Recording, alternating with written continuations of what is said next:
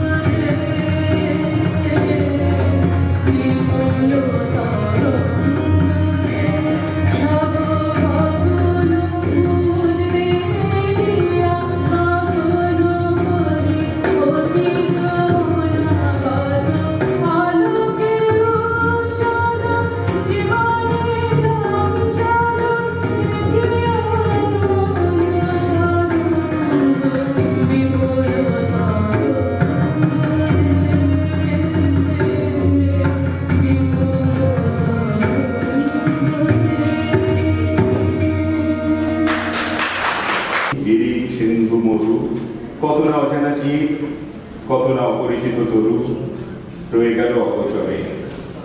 ছোটদের জগতেও রবীন্দ্রনাথের অবাধ আনাগোনা।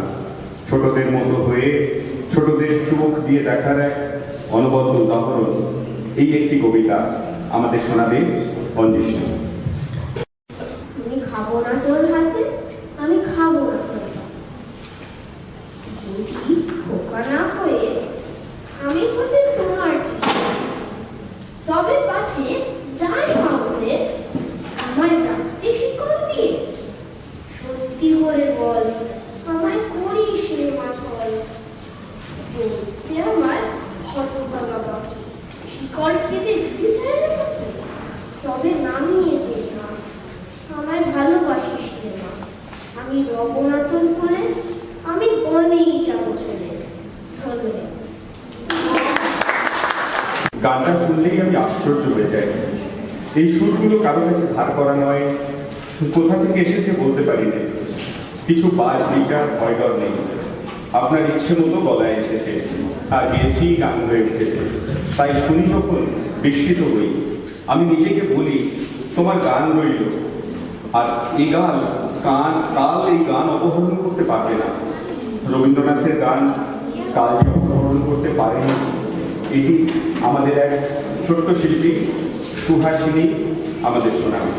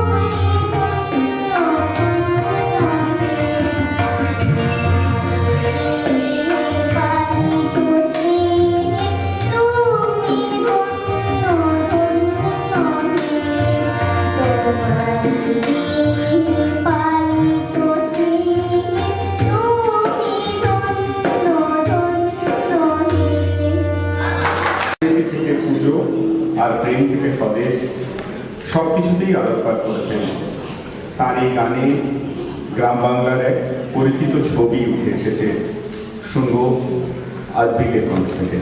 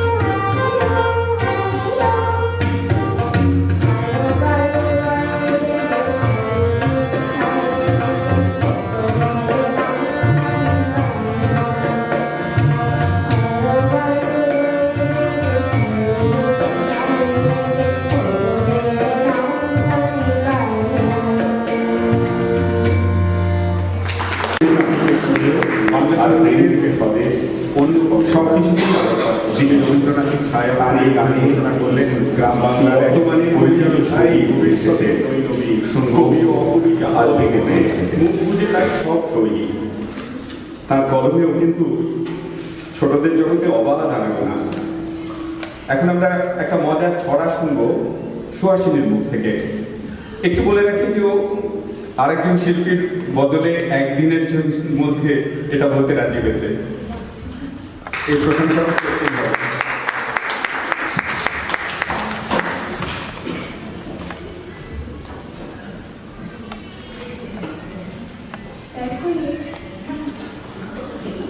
সুহাসিনী তুমি শুরু করো।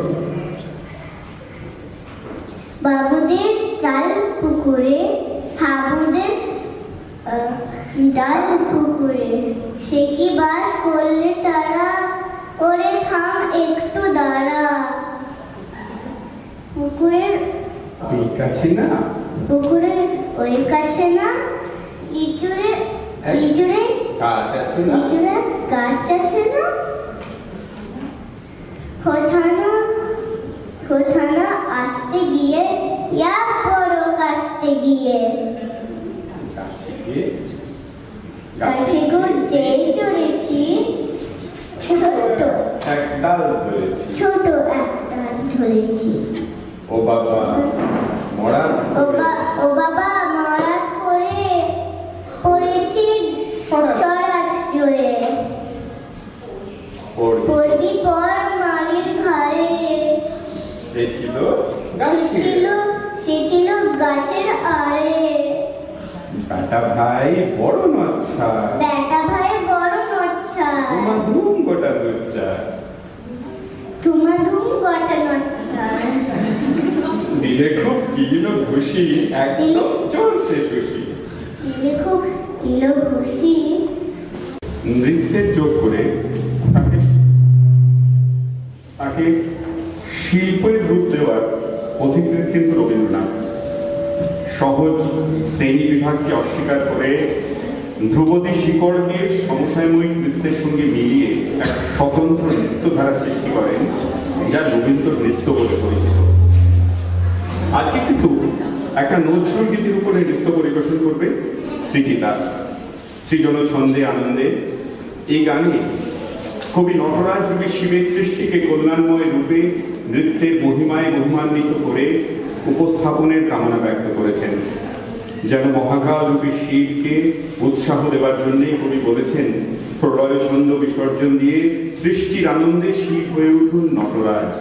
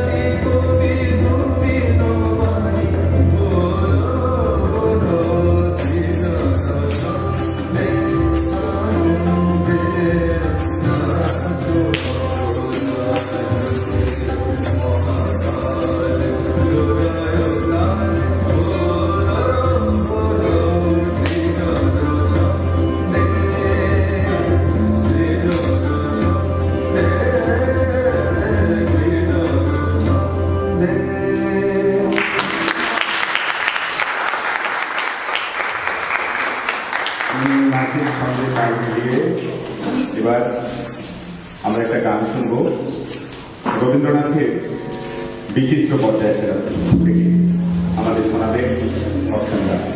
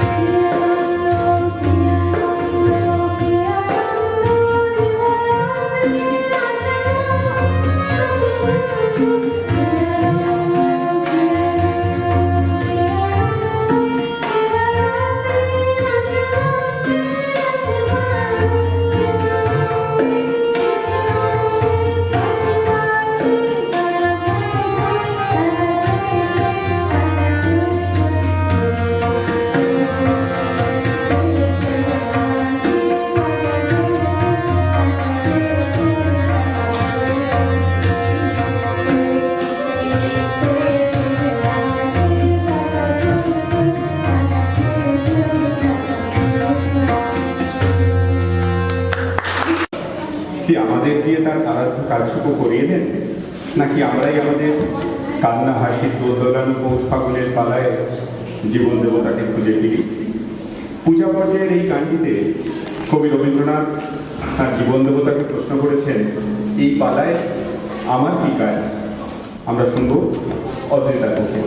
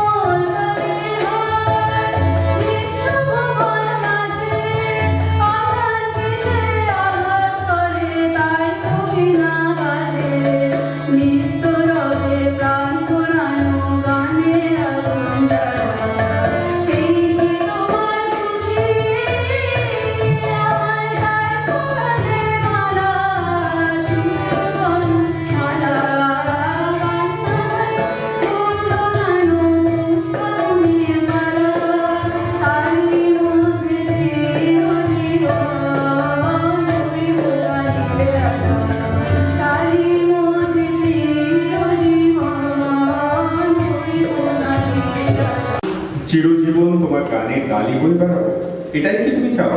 এটাই কি তোমার খুশি? সেই জন্যই কি আমার গলায় পড়ালে সুরের গন্ধে ঢালা মালাখানি? উত্তর খুঁজব রূপার গানে।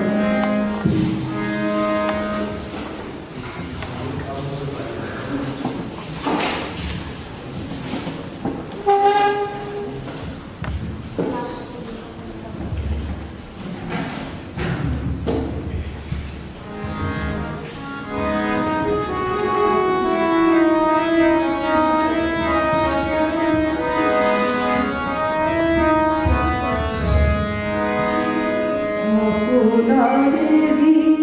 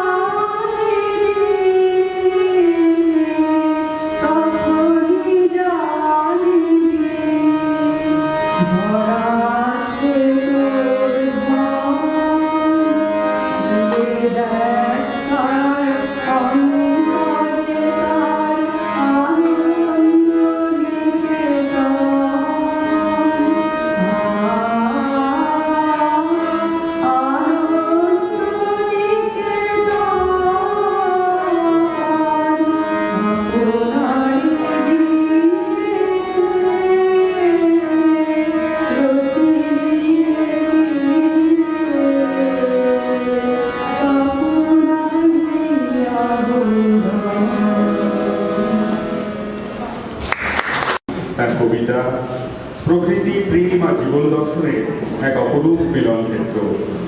এবার ভৈরবী রাগ আর দাদরা তালে রবীন্দ্রনাথের প্রেম পর্যায়ে থেকে একটি গান করবে সুস্মিতা।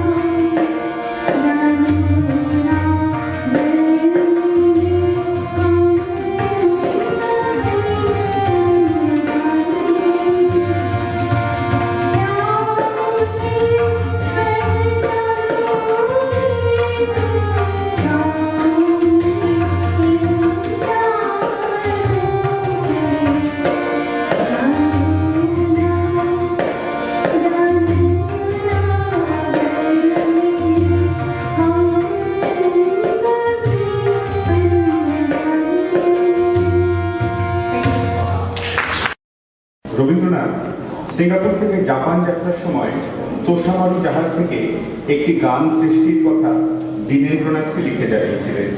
সেই যাত্রায় তার সঙ্গী ছিলেন শিল্পী মুকুল দে আর পিয়ারসন। তিনি লিখেছিলেন, কাল রাত্রে ঘোরতর বৃষ্টি বাদল শুরু হলো, ডেকে কোথাও শোবার জোর হইল না। আর একটুখানি শুকনো জায়গা বেছে নিয়ে দাঁড়িয়ে দাঁড়িয়ে গান গেয়ে অর্ধেক রাত্রি কেটে গেল। প্রথম ধরলুম শ্রাবণের ধারার মতো গরুর ঝড়ে, তারপরে বীণা বাজাও, তারপরে পূর্ণ আনন্দ। কিন্তু বৃষ্টি আমার সাথে সমান টক্কর দিয়ে চলল। তখন একটা নতুন গান বানিয়ে গাইতে শুরু করলো। শেষকালে আকাশের কাছে হাত মেনে রাত্রি 1:30টার সময় কেবিনে এসে শুরু করল।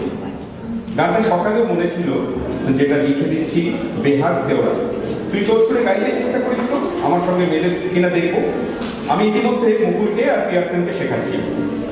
এটা উল্লেখ করতেই হবে যে হাতের কাছে দীনেন্দ্রনাথ না থাকলে তার গান সংরক্ষণের ক্ষেত্রে রবীন্দ্রনাথ অনেকটা অসহায় বোধ করতেন। আজ সেই গানটা আমরা শুনবো বিশাখার গলা থেকে।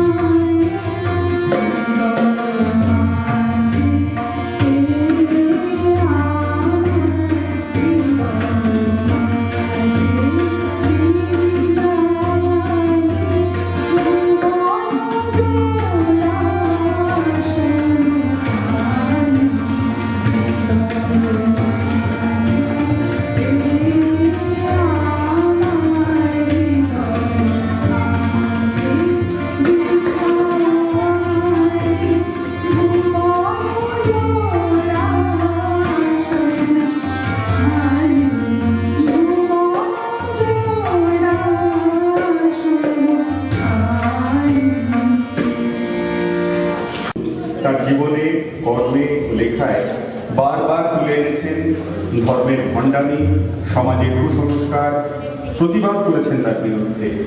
তার সেই লেখা বন্ধুগো আর বলিতে পারি না, বড় বিষ জ্বালাই বুকে, দেখিয়া শুনিয়া খেতিয়া গিয়াছে তাই যাহা আসে কই মুখে, রক্ত ঝরাতে পারি না তো একা, তাই লিখে যাই এ রক্ত লেখা।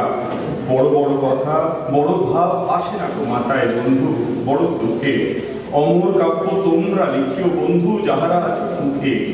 ক্ষুধার্ত শিশু চায় না স্বরাজ, চাই দুটো ভাত একটু নুন, বেলা বয়ে যায় খাইনি গো বাছা, কচি পেটে তার জলে আগুন। আরো লিখেছেন গাহি সামনে গান, মানুষের চেয়ে বড় কিছু নাই, নহে কিছু মহিয়ান, নাই দেশকাল পাত্রের ভেদ, অভেদ ধর্ম জাতি, সব দেশে সব কালে ঘরে ঘরে তিনি মানুষের জ্ঞাতি। তোমাতে রয়েছে সকল কেতাব, সকল কালের জ্ঞান, সকল শাস্ত্র খুঁজে পাবে সখা, খুলে দেখো নিজ প্রাণ। তোমাতে রয়েছে সকল ধর্ম, সকল যুগাবতার, তোমার হৃদয় বিশ্ব দেউল, সকল দেবতার। কেন খুঁজে ফেরো দেবতা ঠাকুর মৃত পুঁথিকম কালে, হাসিছেন তিনি অমৃত হিয়ার নিভৃত অন্তরালে। মিথ্যা শুনিনি ভাই, এই হৃদয়ের চেয়ে বড় কোনো মন্দির কাবা নাই।